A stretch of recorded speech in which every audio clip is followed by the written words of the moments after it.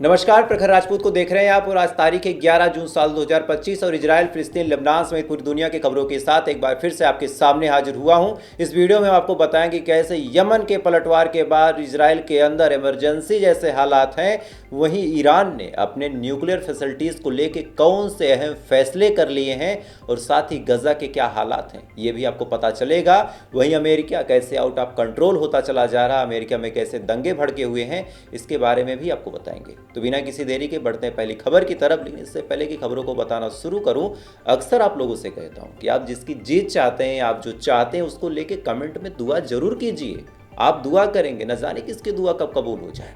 खैर, लाजमी कर दीजिएगा कमेंट। बढ़ते हैं पहली खबर की तरफ और सबसे पहली खबर निकल के सामने आ रही ईरान से और ये खबर इजराइल के लिए किसी जहरीले सांप जैसी है। इस खबर को जब इजराइल ने सुना था तो इजराइल सन्न रह गया था। दरअसल आपको याद होगा कि ईरान ने ऐलान किया था कि ईरान के जो खुफिया तंत्र के लोग हैं, जो जासूस हैं, उन्होंने इजराइल के न्यूक्लियर फैसिलिटीज़ के डॉक्यूमेंट चुरा लिए हैं, गायब कर दिए हैं। यानी जो सीक्रेट चीज़ें थी इजराइल की वो भी ईरान के पास पहुंच गई। ये पहला सदमा था इजराइल के लिए। लेकिन दूसरा सबसे बड़ा सदमा ये है कि अब ऐलान किया गया है ईरान द्वारा कि वो आने वाले टाइम में 8 न्यूक्लियर प्लांट बनाएंगे और इस प्लांट को बनाने वाला कोई और नहीं है, अमेरिका और इजराइल का सबसे बड़ा दुश्मन और सबसे ताकतवर दुश्मन रशिया है। रशिया ने ऐलान किया है कि वो ईरान के अंदर 8 न्यूक्लियर प्लांट बनाएंगे। आप सोचिए कि जितने हैं उन्हीं को लेके अमेरिका और इजराइल परेशान हैं। दोनों ही देश चाहते हैं कि ईरान तरक्की ना करे, आगे ना बढ़े, आने वाले टाइम में खतरा कर देगा और वहीं पे अब 8 और बनेंगे। ये अहम ऐलान जब ईरान ने किया, इजराइल सन्न रह गया। अब क्या रिएक्शन देगा इस पे इजराइल? इजराइल खुद भी बड़ा परेशान है अपने अंदर की चीज़ों को लेके। जैसे एक रिपोर्ट निकल के सामने आई इजराइल से कि इजराइल ने एक नया लॉ पास किया है और इस लॉ की वजह से अब वहाँ के जो मिनिस्टर्स हैं पूरी तरीके से बौखलाए हुए हैं, चूँकि सबको लग रहा है कि अगर ये नियम कानून बन गया तो शायद सरकार गिर जाएगी। दरअसल पहले भी नियम था कि 3 साल तक पुरुषों को और 2 साल तक महिलाओं को आईडीएफ यानी इजरायली डिफेंस फोर्स में अपनी सर्विसेज देनी होगी। इसको बखूबी सब लोग मान रहे थे। लेकिन अब इसमें एक नया नियम ऐड ऑन कर दिया जा रहा है कि 3 साल तक तो सर्विस देनी ही होगी, लेकिन आने वाले कुछ टाइम तक आपको रिजर्व सैनिक के तौर पे घर पे बैठना होगा। यानी आप कुछ और कर नहीं सकते, कहीं जा नहीं सकते, कहीं जॉब नहीं कर सकते, आप रिजर्व सैनिक बन के बैठे रहिए।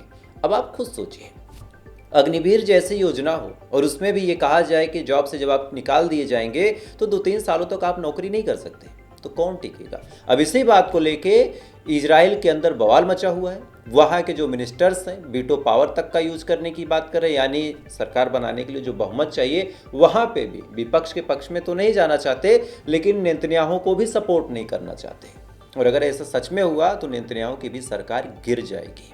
तो ये बड़ी अपडेट निकल के सामने आ रही है इजराइल के अंदर से। खैर, बढ़ते हैं अगली खबर की तरफ। इजराइल के बड़े हमले के बाद आज यमन की तरफ से बड़ा पलटवार देखने को मिला है और ये पलटवार इतना ज्यादा भयानक है, इतना ज्यादा विभत्स है कि इस पलटवार के बाद इजराइल में अफरा तफरी का माहौल है। आप स्क्रीन पे एक मैप देख रहे होंगे, उसमें अलग अलग जगहों पे सायरन के निशान है और ये जो मैप है ये तेल अवीव का यानी इजराइल की राजधानी का आलम ऐसा था कि जो बेन गुरियन एयरपोर्ट है वहाँ की सारी फ्लाइटों को रद्द कर दिया गया, सबको सेफ हाउस भेजा गया। वहाँ पे जितने लोग मौजूद थे उनको बंकरों में भागना पड़ा। लाखों की लाखों तादाद में लोग बंकरों में छुप गए। मिसाइलें आती रही, आईडीएफ उसको इंटरसेप्ट करने की कोशिश करता रहा, लगातार वीडियोज वायरल होते रहे और ये हमला पूरे तेल अवीव पे मैसिव रूप में देखने को मिला। यानी ऐसा नहीं कि 1-2 जगहों पर, अलग अलग जगहों पर आप हूतीस के हमलों को देख सकते हैं, मैप में भी देख सकते हैं। मिसाइलें भी डायरेक्ट आती हुई नजर आ रही। आईडीएफ कह रहा है कि हम इंटरसेप्ट करने की कोशिश कर रहे हैं। यानी हर बार आईडीएफ कहता था कि हमने इंटरसेप्ट कर लिया, लेकिन आज पहली बार आईडीएफ कह रहा है कि हम आईडीएफ जो है वो इंटरसेप्ट करने की कोशिश कर रहे हैं। अभी तक हमने सक्सेसफुल इंटरसेप्ट नहीं किया है और यही वजह है कि सारी फ्लाइटों को रद्द किया जाता है। आसपास के जो लोग हैं वो सुरक्षित कहीं चले जाएं। जो बेन गुरियन एयरपोर्ट है इसको कंप्लीटली बंद किया गया और ये कल हुए नेवी से हमला किया था यमन के ऊपर इजराइल ने। इस हमले का पलटवार किया है आज हूतीस ने। खैर, अब इसका रिजल्ट क्या है, कितनी कैजुअलिटी होगी, आने वाले चंद घंटों में क्लियर हो जाएगी, तो मैं आपको अगले वीडियो में जरूर बता दूंगा। खैर, अगली खबर का रुख करते हैं। अगली खबर अमेरिका से निकल के सामने आ रही, जहां पे हालात लॉस एंजलिस के अंदर इस कदर बद से बदतर होते चले जा रहे हैं कि लॉस एंजलिस में दुकानों के अंदर लोग घुस जा रहे हैं, घुसने के बाद लूटपाट कर रहे हैं, वहाँ पे पुलिस जो है वो पूरी तरीके से नाकाम हो गई है। और आलम ऐसा है, आप सोचिए लॉस एंजलिस, अमेरिका जो ये दावा करता है कि हम पूरी दुनिया में शांति लाएंगे, आज वही अपने अंदर शांति नहीं ला पा रहा। वहाँ पे बाकायदा नेशनल गार्ड को तैनात किया गया। ट्रंप का बयान है कि नेशनल गार्ड वहाँ पे तब तक तैनात रहेंगे जब तक हर एक शख्स सुरक्षित नहीं हो जाता, हर जगहों पे प्रदर्शन रुक नहीं जाते और हर जगह पे सारी आम जिंदगी सामान्य नहीं हो जाती। यानी महीनों तक वहाँ पे नेशनल गार्ड तैनात रहेंगे। इसके बावजूद भी आलम, आप सोचिए, दुकानों में लोग घुस रहे हैं, लूटपाट कर रहे हैं, वहाँ पे रबड़ की गोलियां चलाई जा रही, मीडिया तक को गोली लग रही, और इसके बाद भी अमेरिका जैसा देश अपने यहाँ पे इस प्रोटेस्ट को सही से हैंडल करने में नाकाम है। और हम इनसे उम्मीद लगाते हैं कि ये लोग गजा के अंदर सीज फायर की बात करेंगे, निगोशिएशन करेंगे, हमास और इजराइल को एक टेबल पे लाएंगे, वहाँ पे एक फाइनल कंक्लूसिव रिपोर्ट लाएंगे और कहेंगे कि चलो अब इजराइल और फिलिस्तीन की जंग रोक दी गई। जो अपने घर की लगी आग नहीं संभाल सकता वो दूसरों के यहाँ क्या करेगा, आप खुद समझदार हैं। खैर, गजा में सीज फायर को लेकर एक बड़ी अपडेट भी निकल के सामने आ रही है। इस अपडेट में कहा जा रहा है, खासकर अरब मुल्क जो है उन्होंने मीडिया से बात करते हुए कहा कि हमने तमाम कोशिशें कर ली, हमने तमाम बातचीत कर ली, लेकिन नेतन्याहू अपने जिद पे अड़ा हुआ है। और नेतन्याहू ने अहम ऐलान भी किया है कि जब तक मेरी तमाम शर्तों को हमास नहीं मान लेता तब तक हम सीज फायर को लेके एक भी कदम नहीं उठाएंगे। यानी हम न बातचीत करना चाहेंगे, ना ही बीच में हम कोई रास्ता निकालना चाहेंगे। हमने जो एक शर्तों की लिस्ट भेज दी हमास के पास, उस शर्त पे पूरी तरीके से हमास एग्री हो जाए, और जब एग्री हो जाएगा तब हम बात करेंगे। यानी अपने इशारों पे नचाने की कोशिश हमास को इजराइल कर रहा। जाहिर सी बात है हमास एग्री होगा नहीं और सीज फायर नहीं होगा।